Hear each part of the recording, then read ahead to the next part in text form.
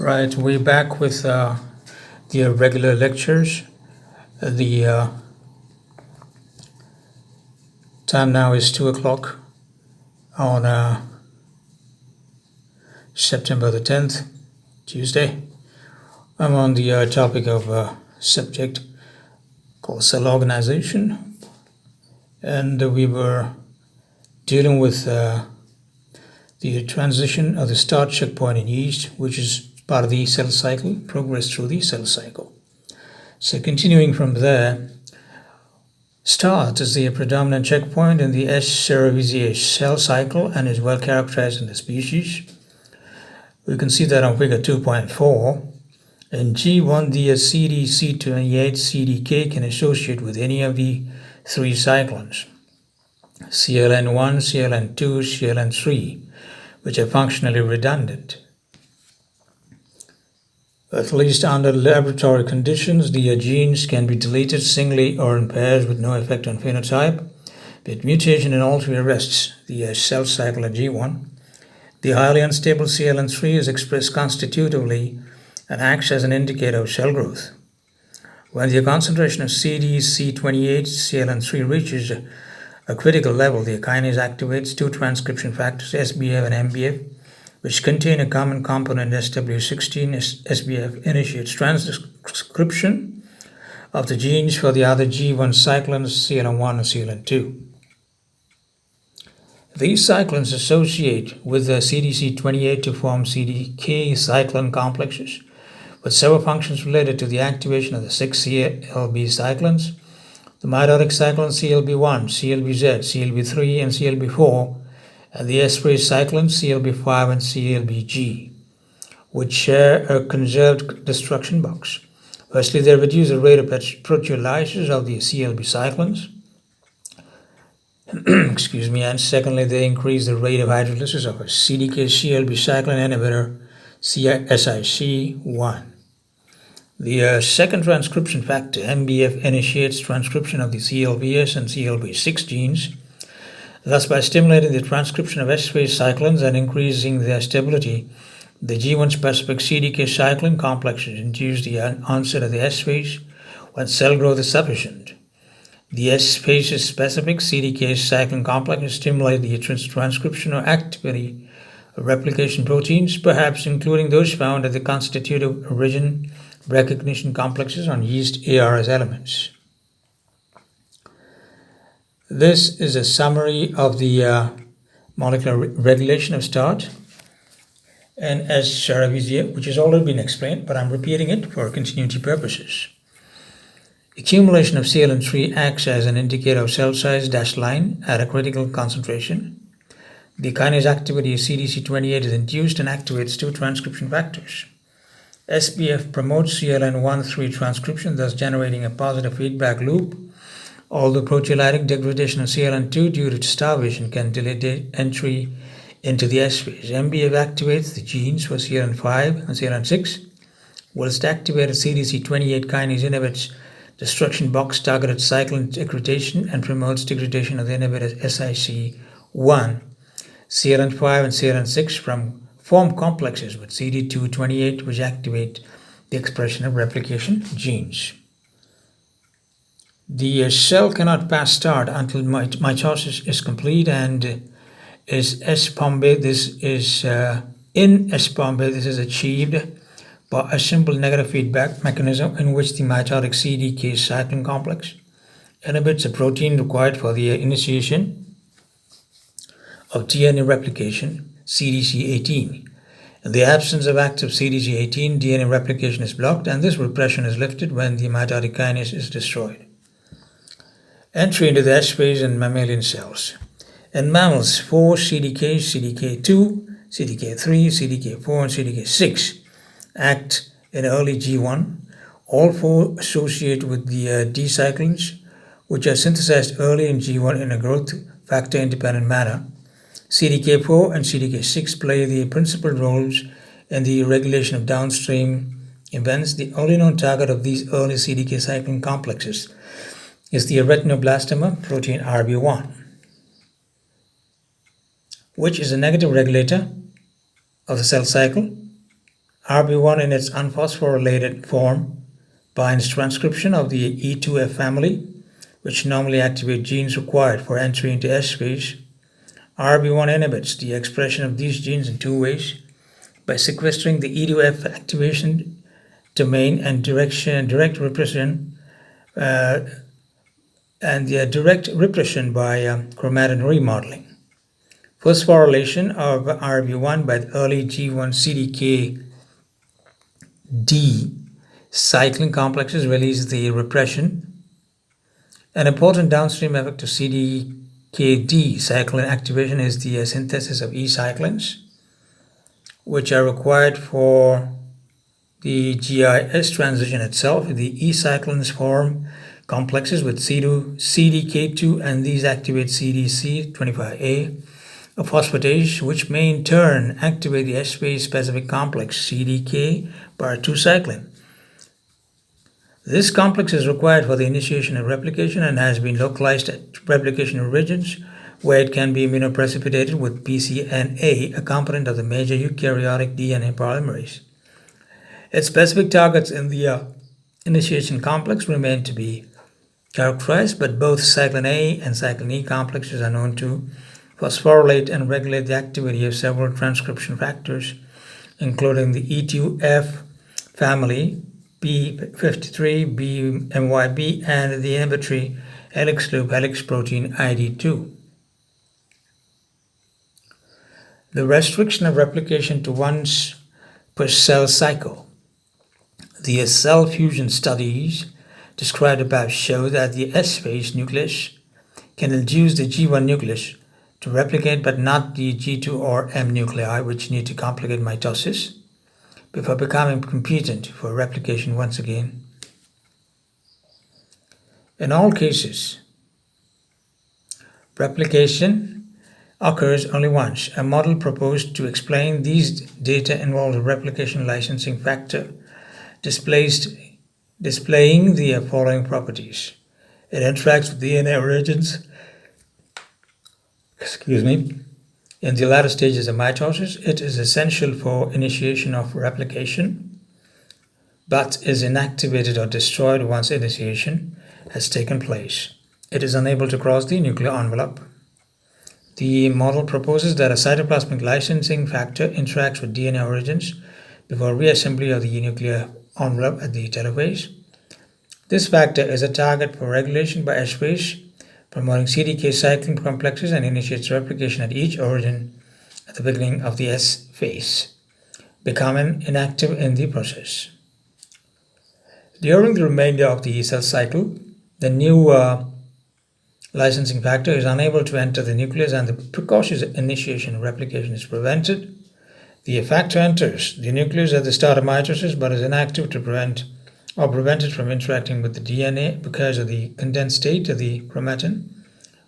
The factor interacts with the origin as the chromatin condenses to remain inactive, awaiting the S-phase signal. The nuclear envelope closes, preventing entry by further licensing factor, any uncomplexed factor in the nucleus, and perhaps also in cytoplasm, is targeted in degradation. Proteins which display many of the properties of the licensing factor have been identified in xenopus, mammals, and yeast. And S. cerevisiae, the product of the CDC46 gene, is thought to be the licensing factor or a component of it, although in yeast the nuclear envelope does not break down during mitosis, and the licensing factor is transported into the nucleus by translocation. Control of entry into mitosis. In yeast, entry into mitosis is controlled by the same cyclin-dependent kinase that regulates start CDC2, CDC28, but in combination with specific mitotic cyclins.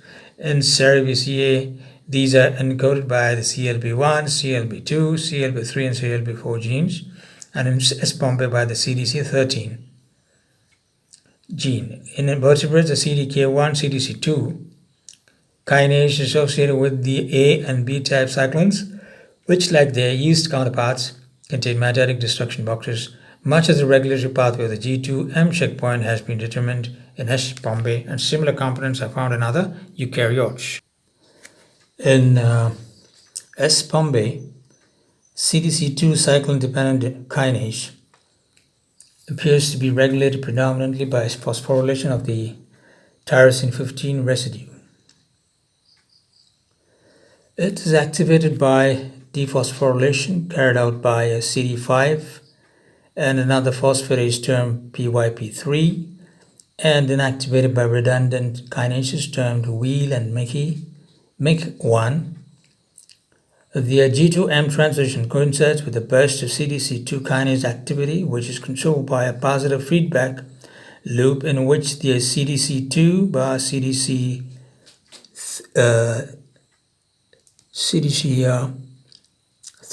kinase phosphorylates and activates CDC25, which in turn dephosphorylates and activates CDC2. CDC2 may also inactivate Wheel.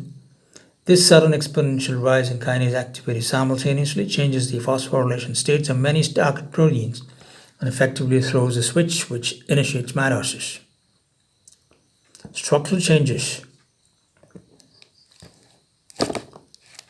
in the cell at the beginning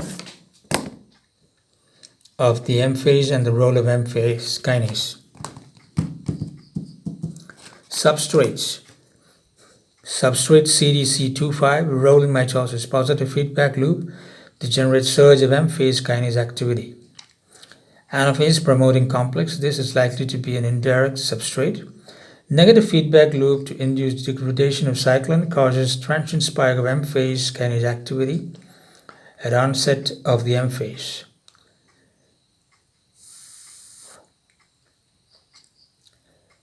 Histone H1 HMG proteins, condensation of chromatin. TFIID or TFIIB, poly A polymerase, SPF, SW15, S-ceribasier. Condensation of chromatin, inhibition of basal transcription, regulation of transcription, phosphorylation of SW15 inhibits nuclear import. Phosphorylation of nuclear lamins causes dissociation into subunits, which breaks down nuclear lamina and may drive dissolution of the nuclear membrane. RMSC regulatory a regulator of mitotic spindle assembly, and vimentin, reorganization of cytoskeleton. Caldesmin, a myosin light chain. Caldesmin is an actin filament regulator, and MLC interacts with actin to form contractile ring at the site of cytokinesis. Phosphorylation inhibits this activity. Casein kinase 2 and beta alpha and beta subunits CSRC-CABO, protein kinases with regulatory roles or specificity for another downstream targets. Note that the nuclear membrane breaks up in higher eukaryotes, but not in yeast, but where the nucleus is, as well as the cell undergoes division. V1 and CDC25 process intrinsic sign signals and integrate signals for the environment and are probably the main checkpoint regulators. V1 activation is regulated by a kinase NIM1, which is responsive to the nutritional status of the cell. Checks for completion of DNA replication or the presence of damaged DNA are mediated through a group of genes including CDC18 or L8, it's 18, CDCL8, CDTL, and CUT5, whose products are thought to form a recognition complex which is monitored by RAD-L, RAD3, RAD9, RAD17, RAD26, and hustle. The HUSL, not the other hustle. The downstream targets for these signals may be CDC25 or V1, or both. RAD3 has recently been shown to phosphorylate CHEK-L, which in turn phosphorylates CDC25 and causes it to be sequestered in a complex with 14 3' proteins. In animals, there may also be a mechanism which regulates CDC2 kinase activity independently by phosphorylation on tyrosine 15. The checkpoints for DNA damage and DNA replication are differences in RS-CBCA, which lacks a definite G2 phase. In this species, the cell forms a spindle and arrests it in metaphase in response to DNA damage or incomplete replication. The target for the checkpoint control is the anaphase promoting complex APC, which is thought to promote the metaphase-anaphase transition by linking ubiquitin to the mitotic cyclin destruction box. The DNA damage checkpoint appears to be mediated by a protein called PDS1, which may control cystochromatid separation or may function directly by inhibiting APC. Interestingly, the DNA replication checkpoint of Aspergillus nidulans involves both control of CDC2 through V1 and CDC25 and a downstream component, NIM-A kinase, through the product of the BIM-E gene. BIM-E is a component of the Nidulans APZ.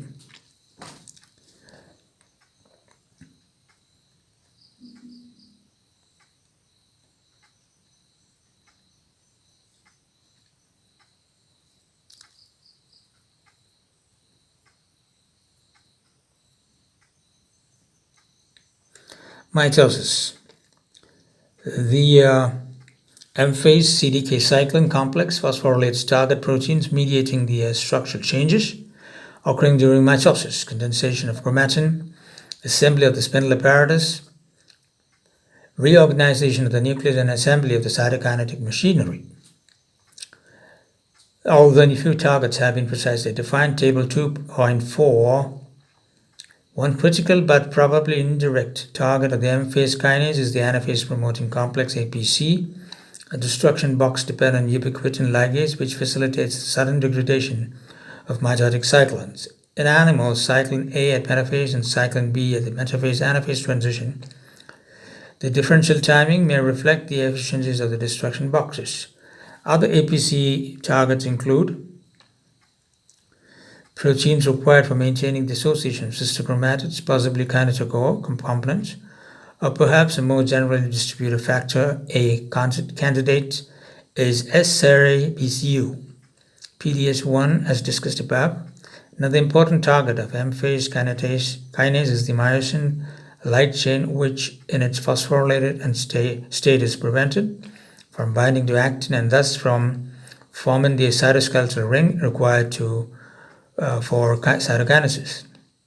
Degradation of cyclin B is dependent upon the chromatin alignment on the mitotic spindle, so it is possible that formation of the APC is dependent upon kinetochore attachment and inhibited by unattached kinetochores.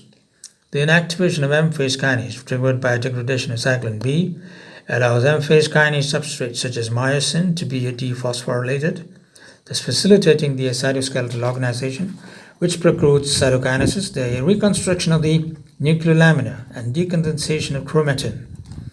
The cell ensures the correct order of events in mitosis as for the cell cycle as a whole by organizing them into a dependent series. The stage of mitosis with important cellular events indicated and molecular mechanisms were known and is shown here in the table in italics. Stage, prophase. Critical events would be M-phase kinase is activated, chromatin condenses, and mitotic spindle begins to form. These are probably direct results of phosphorylation of target proteins by M-phase kinase. Next will be prometaphase. In metazoans, breakdown of nuclear envelope allows mitotic spindle access to chromosomes. Some spindle microtubules attached to kinetochores. Nuclear organization is also directly regulated by M-phase kinase. When all chromosomes attached to the spindle APC is activated by CDC20 bar SLP1 following inhibition of MAD bar BUB pathway. Metaphase. Cyclin A degraded. Chromosomes guided to metaphase plate held by a tension between opposing poles of spindle, which are attached to sister kinetochores. Anaphase. Cyclin B phase degraded, M-phase kinase inactive. Paired kinetochores separated towards poles as kinetochore microtubules. Shorten. Poles also move apart as polar microtubules repel each other. proteolytic machinery responsible for cyclin B degradation, probably as targets. Also targets a protein which binds sister chromatids together, SEC1 bar MCD1, SCC1/MCD1. This stage must be dependent on completed chromosome alignment. The nature of the early metaphase signal, which prevents cyclin B destruction and precocious segregation, is unknown but constitutes a major cell cycle checkpoint. Telophase, substrates of M phase, kinase, dephosphorylated, including myosin light chain, nuclear lamins, histones, chromosomes, reach poles, nuclear membrane reforms, chromosome deconsensus, contractile ring assembles. And the next will be cytokinesis. Contractile ring completed, cell constricts around remains of mitotic spindle and cleaves into two daughter cells. Special cell cycle systems in animals exit from the cell cycle. As already discussed, the withdrawal of growth factors from animal cells at a critical period during G1 causes them to cease growth and exit from the cell cycle, entering a quiescent state termed GO. This may be a transient response to the withdrawal of growth factors, a permanent aspect of differentiation. Example, neurons and muscle cells are regulated during development to control the final size of a growth structure.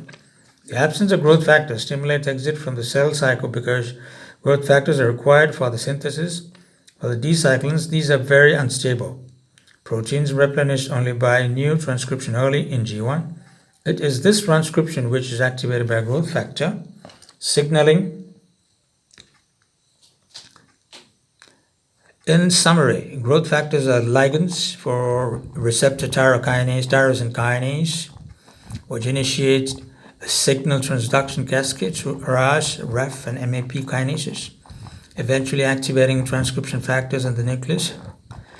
The targets for these transcription factors are a set of so-called immediate early genes, some of which also encode transcription regulators likely to activate D-cyclin transcription.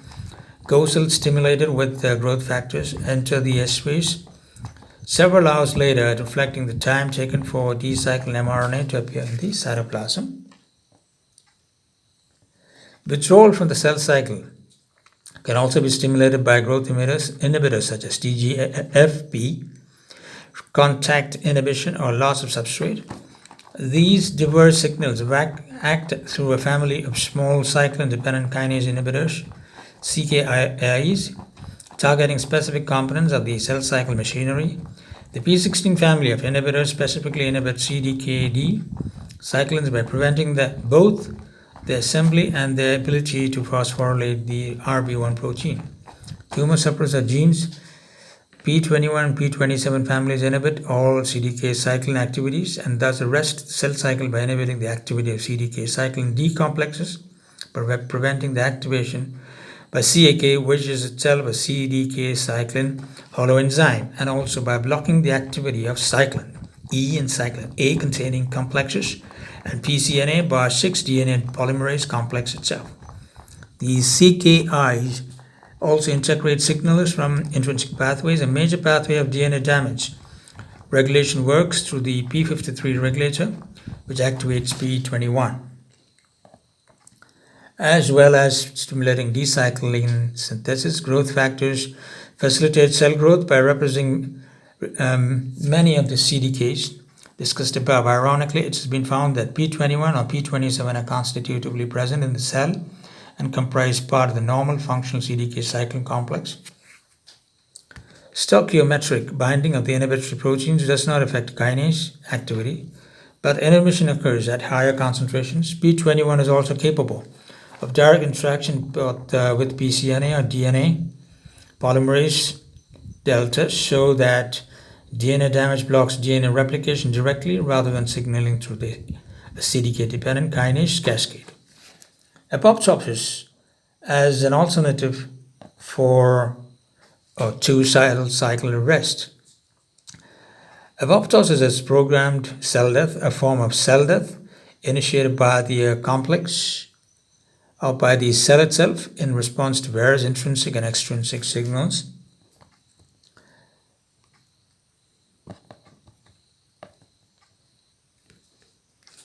as opposed to necrosis, which is caused by damage, infection, or injury.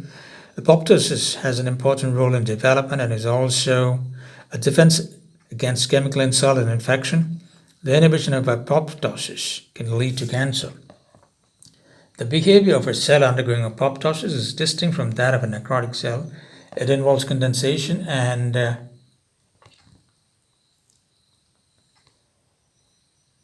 peripheralization of chromatin, loss of cytoplasm, fragmentation of the nucleus, compaction of organelles, the disestablishment of communication with neighboring cells, fusion of the endoplasmic reticulum with the outer cell membrane, and final fragmentation of the cell into numerous apoptotic bodies which are engulfed by surrounding cells. There is no inflammation as seen with the necrosis. Prior to chromatin condensation, DNA is degraded into small fragments representing multiples of the nucleosome unit. Central to the control of apoptosis is the BCL2 family of cell death regulators. BCL2 itself is a survival factor, that is, it inhibits apoptosis and is homologous to the C. elegans CED9 protein expressed in all surviving cells during development. Other family members, example BM, BAD, and BAK, are stimulators of apoptosis.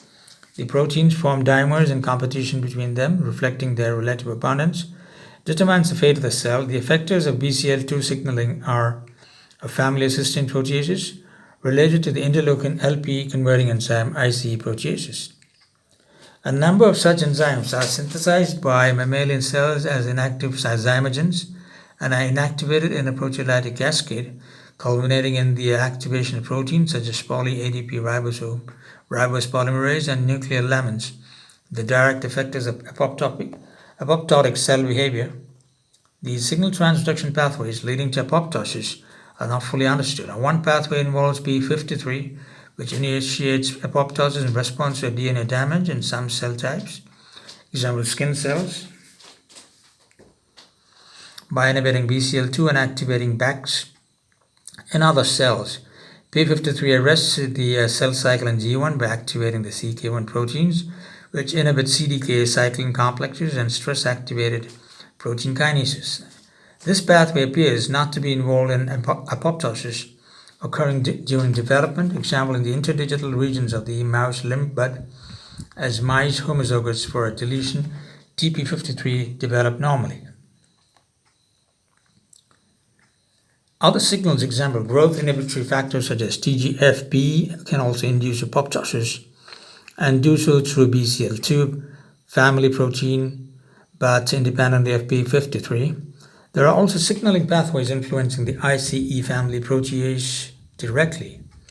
For example, tumor necrosis factor TNF initiates the apoptotic signaling cascade by revealing 80 residue cytoplasmic death domain, which is shared by the TNF receptor and several other receptors and intracellular apoptotic signaling molecule, example TRAD, FAS, MOT1, and RIP, all of which activate the ICE proteases.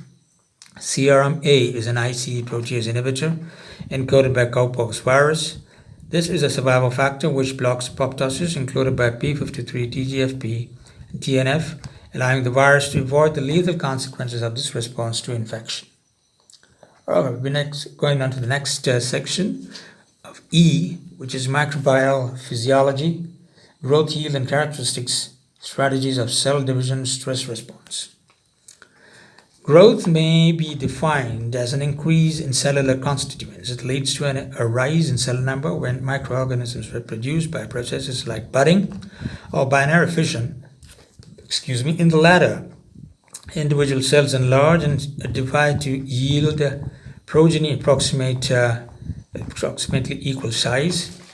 Growth also results when cells simply become longer or larger.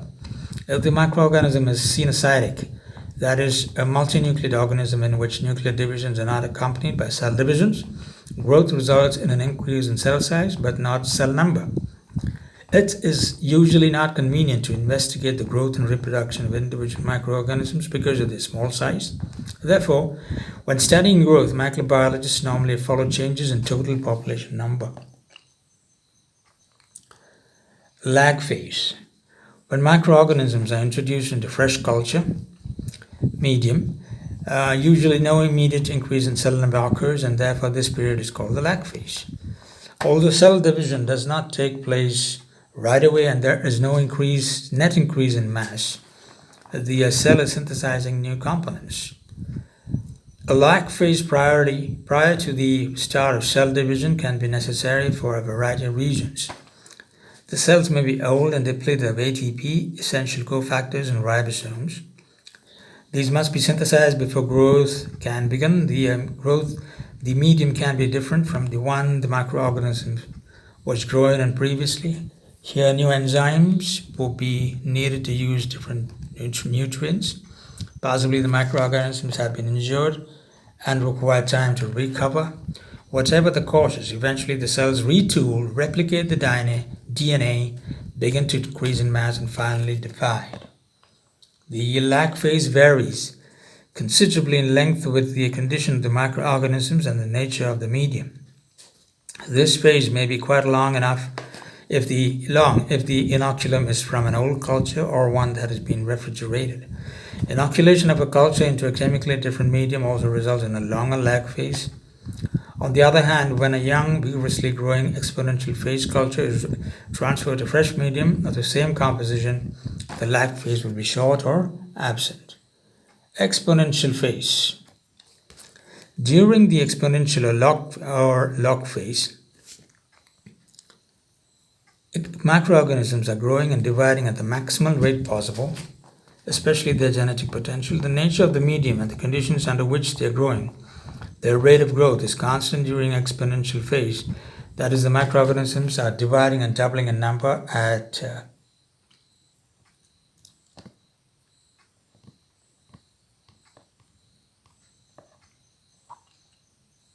regular intervals.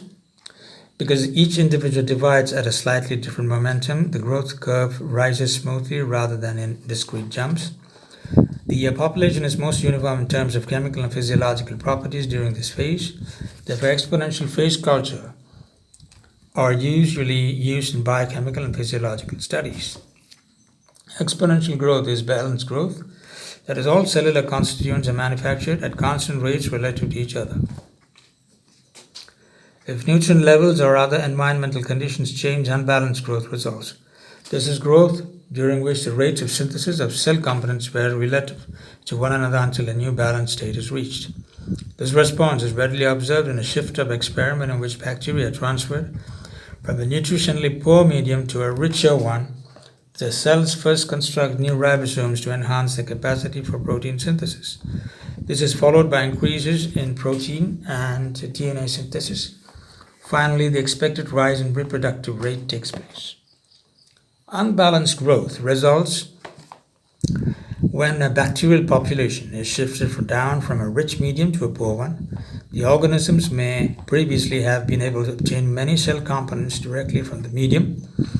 When shifted to a nutritionally inadequate medium, they need time to make the enzymes required for the biosynthesis of unavailable nutrients. Consequently, cell division and DNA replication continue after the shift down, but net protein and RNA synthesis slow down. The cells become smaller and reorganize themselves metabolically until they are able to grow again. Then balanced growth is resumed and the culture re-enters the exponential phase. These shift up and shift down experiments demonstrate that microbial growth is under precise, coordinated control and responds quickly to changes in environmental conditions.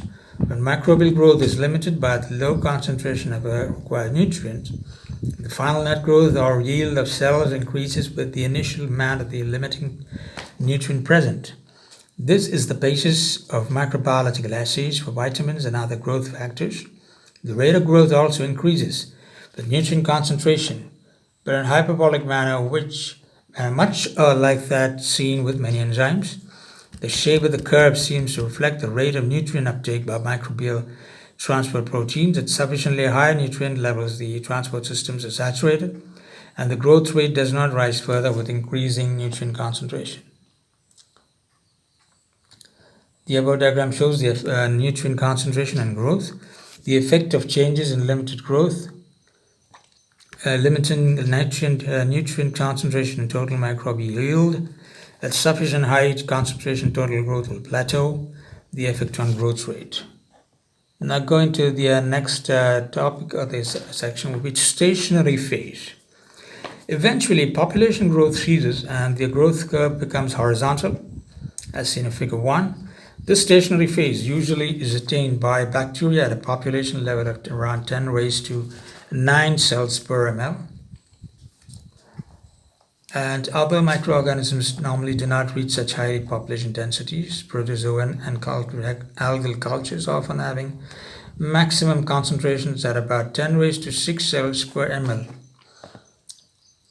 Of course, final population size depends on nutrient availability and other factors, as well as the type of microorganisms being cultured. In the stationary phase, the total number of viable microorganisms remains constant. This may result from a balance between cell division and cell death, or the population may simply cease to divide though remaining metabolically active.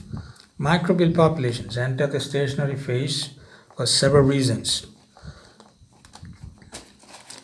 One obvious factor is nutrient limitation. If an essential nutrient is severely depleted, population growth will slow. Aerobic organisms are limited by O2 availability. Oxygen is not very soluble and may be depleted so quickly that only the surface of a culture will have an O2 concentration adequate for growth. The cells beneath the surface will not be able to grow unless the culture is shaken or aerated in another way. Population growth also ceases due to the accumulation of toxic waste products. This factor seems to limit the growth of many aerobic or anaerobic cultures growing in the absence of O2.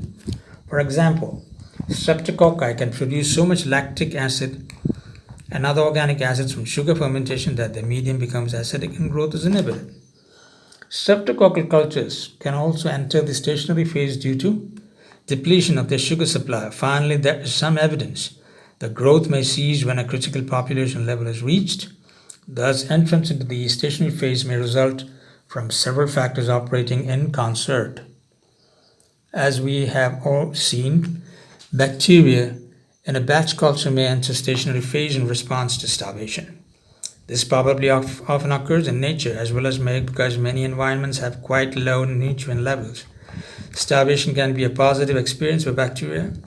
Many do not respond with obvious morphological changes such as endosphere formation, but only decrease somewhat in overall size, often accompanied by protoplast shrinkage and nucleoid condensation. The more important changes are in gene expression and physiology. Starving bacteria frequently produce a variety of starvation proteins which make the cell much more resistant to damage in a variety of ways. They increase peptidoglycan cross-linking and cell wall strength. The DPS DNA binding protein from starved cells, protein protects DNA. Chaperones prevent protein denaturation and denatured and renature damaged proteins. As a result of these and many other mechanisms, the starved cells become harder to kill and more resistant to starvation itself. Damaging temperature changes, oxidative and osmotic change, and toxic chemicals.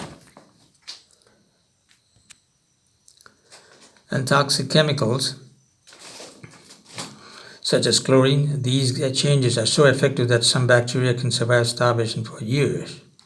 Clearly, these considerations are of great practical importance in medical and industrial microbiology.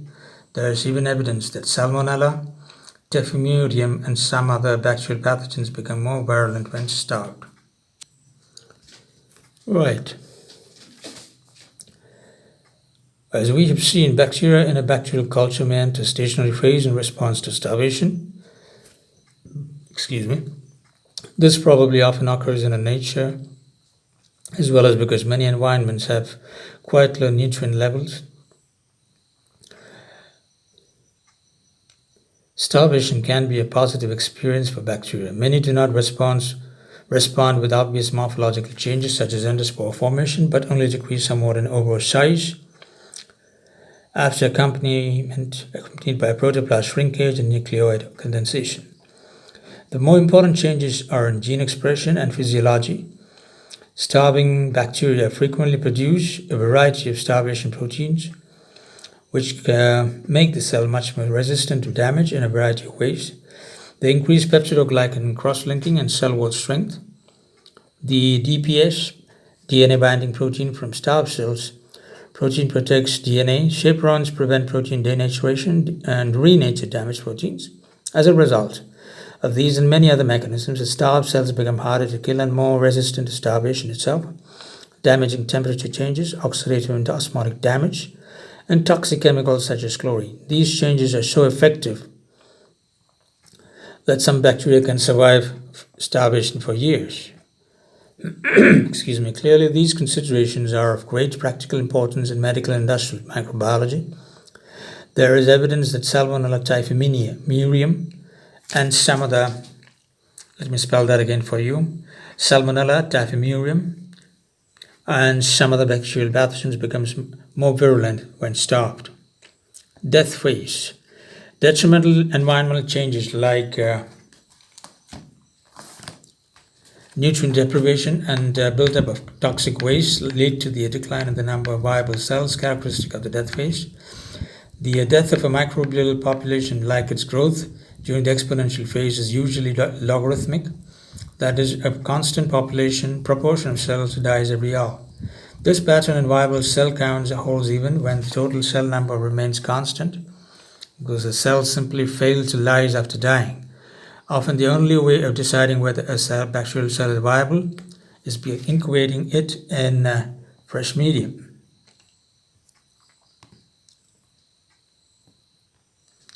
It does not grow and reproduce, and it is assumed to be dead. That is, death is defined to be the irreversible loss of the ability to reproduce. Although most of a microbial population usually dies in a logarithmic fashion, the death rate may decrease after the population has been drastically reduced. This is due to the extended survival of particularly resistant cells. For this and other reasons, the death phase curve may be complex.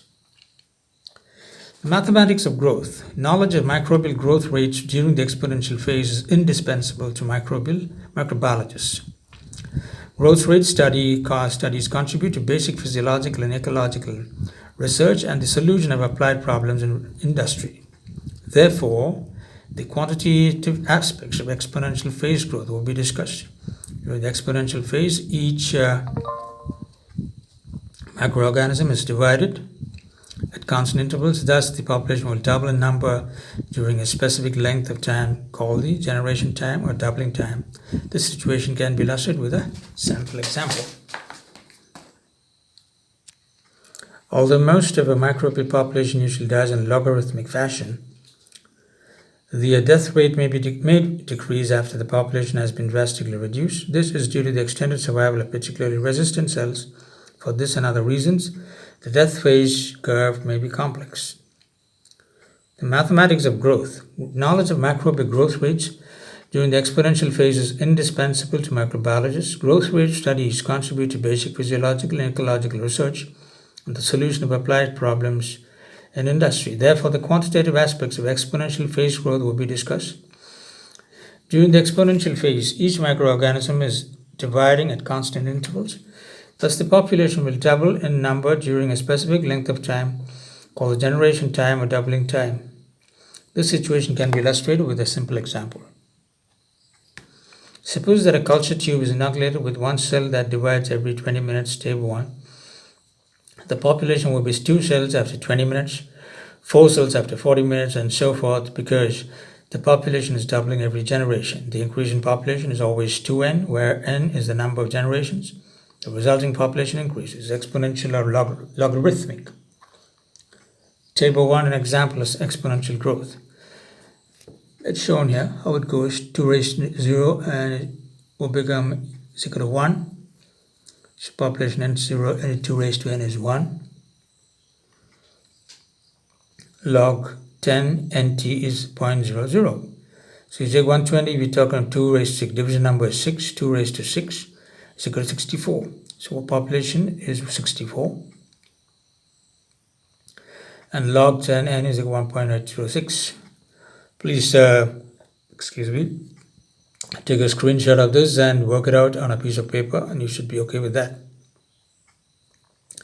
These observations can be expressed as equations for the general time. Let n0 is equal to the initial population number, nt the population time at t, and n the number of generations in time. Then inspection of the results in table 1 will show that nt will be equal to n0 into 2 raised to n. Solving for n, the number of generations where all logarithms are to the base 10 is log 10 nt is equal to log no plus n dot log 2, and n equals log nt minus log n0, but log 2, which is equal to log nt minus log n0 by 0.301. The rate of growth during exponential phase in a batch culture can be expressed in terms of the mean growth rate constants. So these are referential questions that can be asked with exams. So make a note of these formulas. This is the number of generations per unit time, often expressed as the generation per hour. So K is equal to n by t is equal to log nt minus log n0 by 0.301 t. This time it takes a population to die. This is the time it takes a population to double in size. That is the mean generation time, or mean doubling time g, can now be calculated if the population doubles. T equal to g, then nt equal to 2no. Substitute 2no into the mean growth rate equation and solve for k. K will be equal to log 2no minus log no by 0.301 g. We equal to log 2 plus log no by log no by 0.301, where k equal to 1 by g. The mean generation time is the reciprocal of the mean growth rate constant. I repeat, the mean generation time is the reciprocal of the mean growth rate constant. So g is equal to L by k. The mean generation time g can be determined directly from a semi-logarithmic plot of the growth data, figure F4, and the growth rate constant calculated from the g value. The generation time also may be calculated from the previous equation. For example, suppose that a bacterial population increases from 10 raised to 3 cells to 10 raised to 9 cells in 10 hours. This expresses the multiplied growth. So generation times vary markedly with the species of microorganisms and environmental conditions. They range from less than 10 minutes, 0.17 hours for a few bacteria, to several days with some eukaryotic microorganisms. Generation times in nature are usually much longer than in culture. The influence of environmental factors on growth. Microorganisms must be able to respond to variations in nutrient levels, particularly to nutrient limitation. The growth of microorganisms also is greatly affected by the chemical and physical nature of their surroundings. An understanding of environmental influences aids in the control of microbial growth and the control of ecological distributions of microorganisms.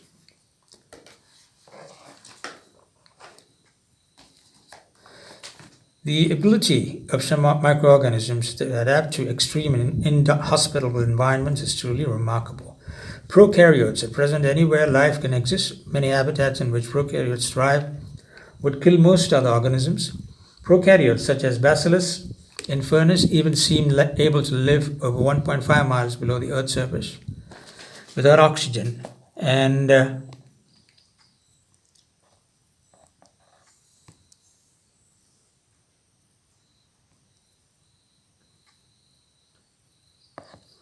it does not grow and reproduce.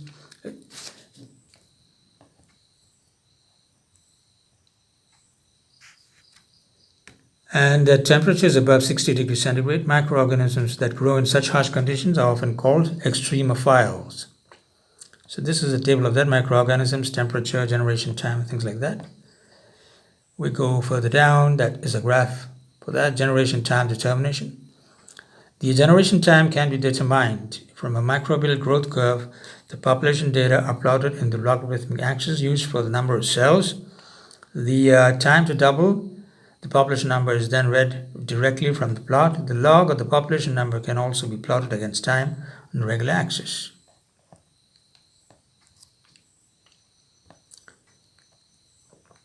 In this section, we'll briefly review how most important environmental factors affect microbial growth.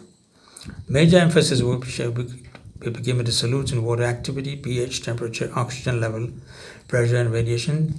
Table 3 summarizes the way in which microorganisms are categorized in terms of their response to these factors. Solutes and water activity. Because a selectively permeable plasma membrane separates microorganisms from the environment, they can be affected by changes in their osmotic pressure, concentration of the surroundings. If a microorganism is placed in a hypertonic solution, one with a low osmotic concentration, water will enter the cell and cause it to burst unless something is done to prevent the influx. The osmotic concentration in the cytoplasm can be reduced by use of inclusion bodies. Prokaryotes can also contain pressure-sensitive channels that open to allow solute escape when the osmolarity of the environment becomes much lower than that of the cytoplasm. Most bacteria, algae, and fungi have rigid cell walls that maintain the shape and integrity of the cell. When microorganisms with rigid cell walls are placed in a hypertonic environment, water leaves and the plasma membrane shrinks away from the wall, a process known as plasmolysis. This dehydrates the cell and may damage the plasma membrane. The cell usually becomes metabolically inactive and ceases to grow. Many microorganisms keep the osmotic concentration of their protoplasm somewhat above that of the habitat by the use of compatible solutes, so that the plasma membrane is always pressed firmly against the cell wall. Compatible solutes are solutes that are compatible with metabolism and growth when at higher intracellular concentrations. Most prokaryotes increase their internal osmotic concentration in a hypertonic environment through the synthesis or uptake of choline, betaine, proline, glutamic acid, and other amino acids. Elevated levels of potassium ions are also involved to some extent. Algae and fungi employ sucrose and polyols, for example, arbitol, glycerol, and mannitol, for the same purpose. Polyols and amino acids are ideal solutes for this function because they normally do not disrupt enzymatic structure and function. A few prokaryotes like Halobacterium salinarium raise their osmotic concentration with potassium ions. Sodium ions are also elevated, but not as much as potassium. Halobacterium's enzymes have been altered so that they actually require high salt concentration for normal activity. Since protozoa do not have a cell wall, they must use contractile vacuoles to eliminate excess water when living in hypertonic environments. This is a table of microbial response to environmental factors. Now, the amount of water available to microorganisms can be reduced by interaction with solute molecules, the osmotic effect, or by adsorption to the surfaces of solids, the matrix effect, or shall I say the matrix effect. Well, we'll clarify that soon. Because the osmotic concentration of a habitat has such profound effects in microorganisms, it is useful to be able to express quantitatively, the degree of water availability. So microbiologists generally use water activity, AW, for this purpose. Water availability also may be expressed as a water potential, which is related to AW. So AW is the water activity. The water activity of a solution is 1 by 100, the relative humidity of the solution when expressed as a percent. It is also equivalent to the ratio of the solution's vapor pressure, P solution, to that of pure water, P water. AW is equal to P solution by P water.